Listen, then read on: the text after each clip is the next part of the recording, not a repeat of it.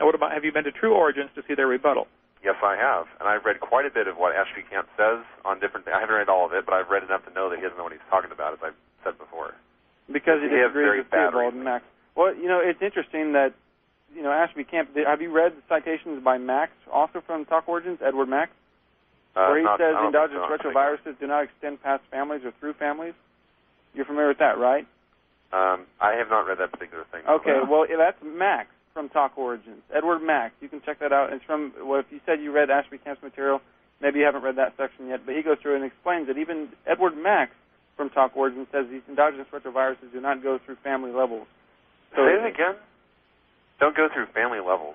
They don't connect family levels. You can't look at two different types of families and find the similar endogenous. I mean, it's only at genus and species level. That and also, the taxonomic specification. Hold on a second. That and also Woodmore apparently has the last article up on this that Theobald refers to and says he has 152 references and goes through and talks about shared mistakes and through all throughout organisms, species. So.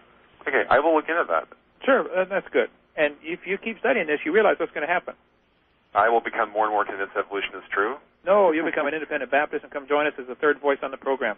That's hilarious, Ken. Well, he's already a third voice. You have caused me to believe more in evolution than anybody else, because every time that you claim something that sounds outrageous, I go and look it up, and I found out that you're wrong.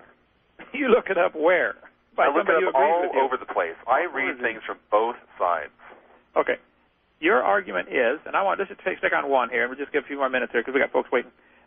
Your argument is that rock layers were originally dated by the sedimentation rates, and then now the fossils that are index fossils that are found in them, because I asked you, how do you know a rock is Cambrian? And you said about 3 or 4 different times on the program, you know by the index fossils.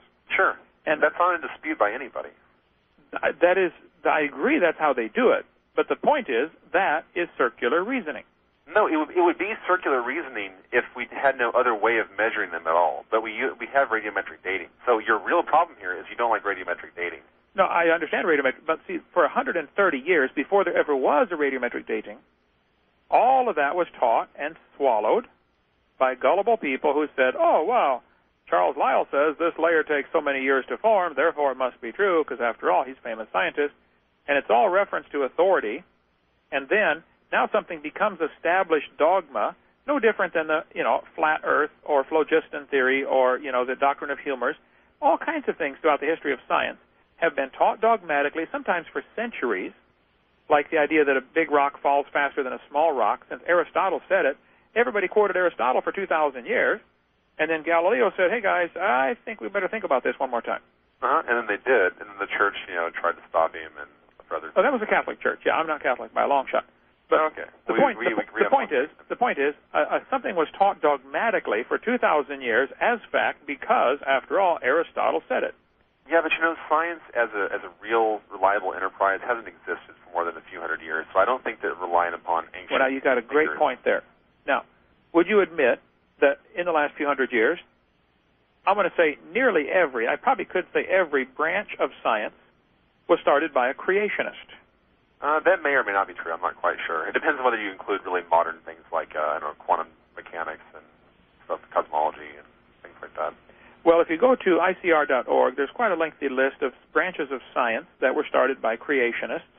Certainly, nearly all of them have been started. I have been unable, in my 32 years of studying this topic, I've been unable to find any advancements in technology or in science that have anything whatsoever to do with evolution.